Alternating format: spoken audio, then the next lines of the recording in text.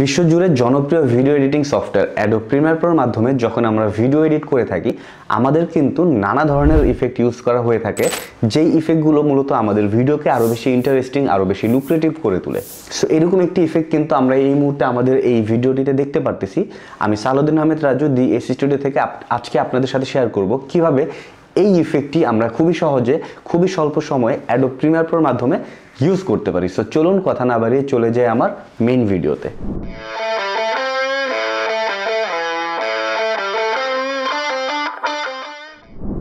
So আমি Adobe Premiere Pro 2022 use করি। আমি এটা ওপেন করে নিলাম আর একটি ফুটেজ নিয়ে নিলাম। তো প্রথমে আমি ফুটেজটা যদি একটু প্লে করি, ডিপেন্ড করে আপনি আপনার প্রয়োজন মতো ইফেক্ট ইউজ করবেন। তো যাই হোক, র্যান্ডম একটা ফুটেজ নিয়েছি। তো এই ফুটেজটাকে সবার প্রথমে আমি যেটা করব, এই ফুটেজ থেকে আমি অডিওটাকে ডিলিট করে দেবো, কেননা অডিওটা যদি এখানে প্লে হয় তাহলে আমি এডিট করার সাথে সাথে আপনাদেরকে যে এক্সপ্লেন করব এই অডিওটা ডিস্টার্ব করবে। সো আমি অডিওটাকে ডিলিট করে দেবো।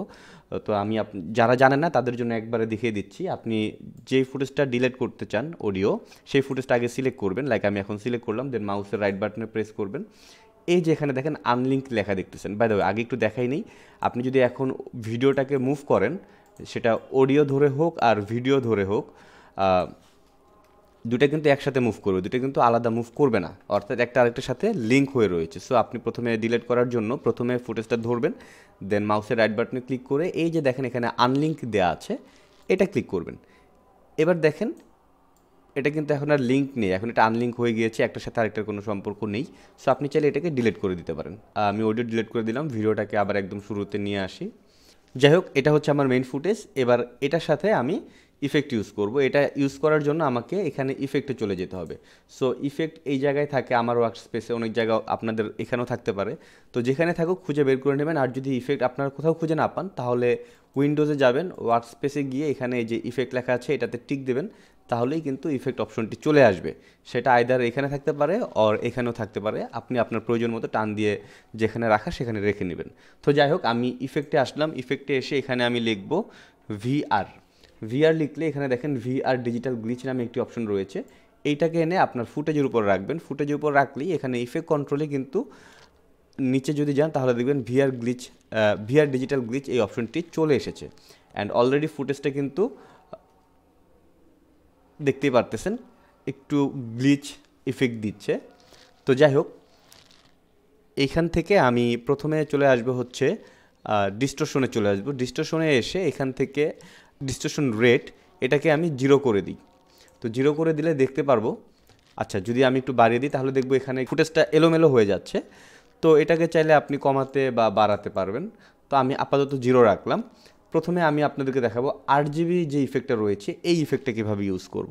তো এখান থেকে ডিস্টরশন রেট তো আমি 0 করে দিলাম, বাট কালার ডিস্টরশন যেটা, এইখান থেকে এটাকে আমি যদি বাড়িয়ে দিই তাহলে দেখতে পারবো আমার ফুটেজের RGB কালারটা কিন্তু মুভ হয়ে যাচ্ছে বা একটু ছড়িয়ে যাচ্ছে। সো এখানে যদি আমরা দেখি যে রেড, গ্রিন, ব্লু এই তিনটা কালার কিন্তু আলাদা আলাদাভাবে দেখাচ্ছে। আপনি চাইলে এটার কোয়ান্টিটিটাকে আরও কমিয়ে দিতে পারেন, সেখান থেকে নাম্বার কমিয়ে দিলে এটা অটোমেটিক কমে আসবে। সো আশা করি বুঝতে পেরেছেন। তো আমি এটাকে এখন 100 রাখলাম। এরপরে চলে আসি হচ্ছে গ্লিচ ইফেক্টটাতে। আপনি চাইলে ডিস্টরশন রেটে গিয়ে, যেটাকে আমি প্রথমে 0 করে দিলাম, এটাকে আপনার প্রয়োজন মতো একটু বাড়িয়ে দিতে পারেন, তাহলে কিন্তু ফুটেজে গ্লিচ ইফেক্টটা চলে আসবে। এখন যদি আমি প্লে করি,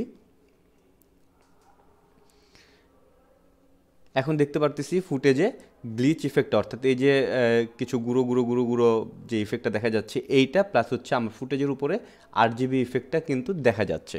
সো আপনি চাইলে যদি মনে করেন যে এই যে গুঁড়ো গুঁড়ো যে ইফেক্টটা রয়েছে এটাকে আপনি রাখবেন না, সো ডিস্টরশন রেটটাকে আপনি 0 করে দেবেন। এখন যদি প্লে করি তাহলে এখন শুধু RGB ইফেক্টটাই দেখা যাচ্ছে। আবার চাইলে আপনি কালার ডিস্টরশনটাকে 0 করে দিতে পারেন, অ্যান্ড ডিস্টরশন রেটটাকে আপনি বাড়িয়ে দিতে পারেন আপনার প্রয়োজন মতো যতটুকু দরকার। সেক্ষেত্রে শুধু গ্লিচটা হচ্ছে, বাট RGB ইফেক্টটা কিন্তু এই মুহূর্তে দেখা যাচ্ছে না। ওকে, বাট আমি চাচ্ছি দুইটাই রাখতে। সো কালার ডিস্টরশনটাও রাখলাম 100, অ্যান্ড ডিস্টরশন রেটটাকে আমি একটু কমিয়ে দিই। সো এখন যদি আরেকবার দেখি, এখন দেখবো যে ফুটেজটা দুইটা ইফেক্টই দেখা যাচ্ছে, বাট আমি চাচ্ছি এই ফুটেজের যে ইফেক্টটা, এই ইফেক্টটা একটু মুভ থাকবে, একটু কমবে বাড়বে, এরকম একটা ব্যাপার থাকবে, রাইট? সো সেই ক্ষেত্রে আমাকে টগল অ্যানিমেশনের যেই ইউজটা এটা করতে হবে।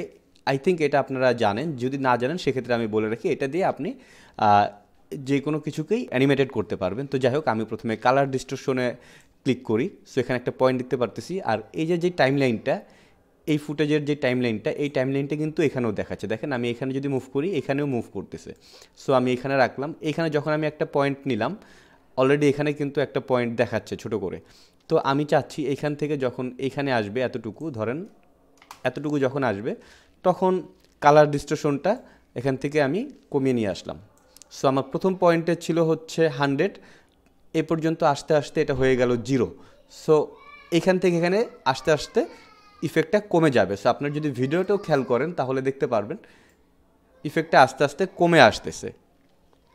তো আপনি চাইলে এটাকে কাছে বা দূরে নিতে পারেন। সো আমি আরেকটু কাছে নিয়ে নিই, তাহলে আরেকটু ফাস্ট ইফেক্টটা নাই হয়ে যাবে আর কি। ওকে, দেন আবার নেক্সট পয়েন্টে ধরেন আমি এখানে নেক্সট পয়েন্ট রাখবো, এখানে একটা ক্লিক করলাম, এখানে আমি আবার ইফেক্টটাকে বাড়িয়ে দিই, আবার একটু সামনে গিয়ে আমি ইফেক্টটাকে আবার কমিয়ে দিই। তাহলে এখন দেখব যে এখান থেকে এই পয়েন্টে আসতে আসতে ইফেক্টটা চলে গিয়েছিল, এখান থেকে আবার এই পয়েন্টে আসতে আসতে ইফেক্টটা আবার আসলো, দেন এখানে আবার চলে গেল। সো আপনি যদি এখন খেয়াল করেন দেখবেন ইফেক্টটা কিন্তু মুভ করতেছে। একইভাবে আমি পুরো ব্যাপারটাকেই সাজিয়ে দিই, এই পয়েন্টে এসে আবার আমি এটাকে একটু বাড়িয়ে দিই,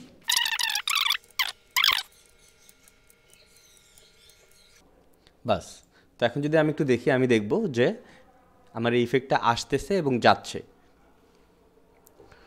ওকে, সো আমার এই যে ডিস্টরশনের মানে কালার ডিস্টরশনের যে ইফেক্টটা, এইটা এখন অ্যানিমেটেড হচ্ছে, এটা কমতেছে বাড়তেছে। বাট এই যে গ্লিচ ইফেক্টটা, অর্থাৎ এই যে গুড়ি গুড়ি যেই ফুটেজের যে গুড়ি গুড়ি অপশনগুলো দেখা যাচ্ছে, এটা কীভাবে বোঝাবো আসলে, এইটা কিন্তু স্টিল রয়েছে, এটা অ্যানিমেটেড হচ্ছে না। এখন আমাকে এইটাতে গিয়ে টগল অ্যানিমেশন টগল ইউজ করতে হবে। সো আমি চলে যাই হচ্ছে ডিস্টরশন রেটে। ডিস্টরশন রেটটাকে আগে আমি সিলেক্ট করার আগে আমি ফার্স্ট ফ্রেমে চলে আসি। সো আপনি চাইলে এখান থেকেও ফার্স্ট ফ্রেমে চলে আসতে পারবেন বা এখান থেকেও ফার্স্ট ফ্রেমে চলে আসতে পারবেন। বাট যখন এইখানে থাকবে, ধরেন এর আগে অনেকগুলো ফুটেজ রয়েছে এবং এটার ফার্স্ট ফ্রেম কিন্তু আপনার আনার সময় একটু টাফ হবে। দেখেন ফার্স্ট ফ্রেমটা এখান থেকে ধরাটা একটু টাফ হয়ে যায়, হয়তো বা একটু আগে পরে 2-1 ফ্রেম আগে পরে হয়ে যেতে পারে। সেক্ষেত্রে এটা সেফ, আপনি এই ফুটেজটা সিলেক্ট করবেন, দেন এখানে ধরে একদম টান দিলেই ফার্স্ট ফ্রেমে চলে আসবে, এদিকে আর যাওয়ার কোনো অপশন নেই। তো যাই হোক, এরপরে আমি টগল অ্যানিমেশনটা অন করে দিই ডিস্টরশন রেটের। সো এটা প্রথমে 22 রয়েছে, ওকে থাকুক, কিছুটা দেখা যাচ্ছে। এখান থেকে যখন কিছুটা আগিয়ে আসবে তখন ধরেন এটা একদম 0 হয়ে গেল, দেন আবার যখন কিছুটা আগিয়ে যাবে তখন আবার একটু বেড়ে গেল, আবার কমে আসলো। সো আমি এইভাবে পুরো ব্যাপারটাকে কমিয়ে বাড়িয়ে একটা অ্যানিমেশন সেট করে দিচ্ছি, বাস। তো আমি যদি এখন একটু দেখি, এখন আমার RGB ইফেক্টটা এবং এই যে গুড়ি গুড়ি যে ইফেক্টটা, এই দুইটাই কিন্তু অ্যানিমেটেড হচ্ছে, অর্থাৎ মুভ করতেছে, কমতেছে, বাড়তেছে। তো আই থিঙ্ক বুঝতে পেরেছেন। তারপরও যদি মনে হয় যে এই টগল অ্যানিমেশন ব্যাপারটা কনফিউজ, তাহলে টগল অ্যানিমেশন নিয়ে আমার সম্পূর্ণ আলাদা আরেকটি ভিডিও রয়েছে, যেখানে এই পুরো ব্যাপারটাকে আমি এক্সপ্লেন করেছি খুবই ইজি ওয়েতে। চাইলে সেই ভিডিওটিও আপনারা দেখে আসতে পারেন। তো আজকের মতো এ পর্যন্ত। ইফেক্টটি কিন্তু খুবই সহজ, আপনারা চাইলে আপনাদের যে কোনো ভিডিওতে প্রয়োজন মতো এই ইফেক্টটি ইউজ করতে পারেন। তবে মাথায় রাখতে হবে কোন ইফেক্ট কখন কোথায় ইউজ করবেন, এটা কিন্তু আপনার নিজের টেস্টের উপর ডিপেন্ড করবে।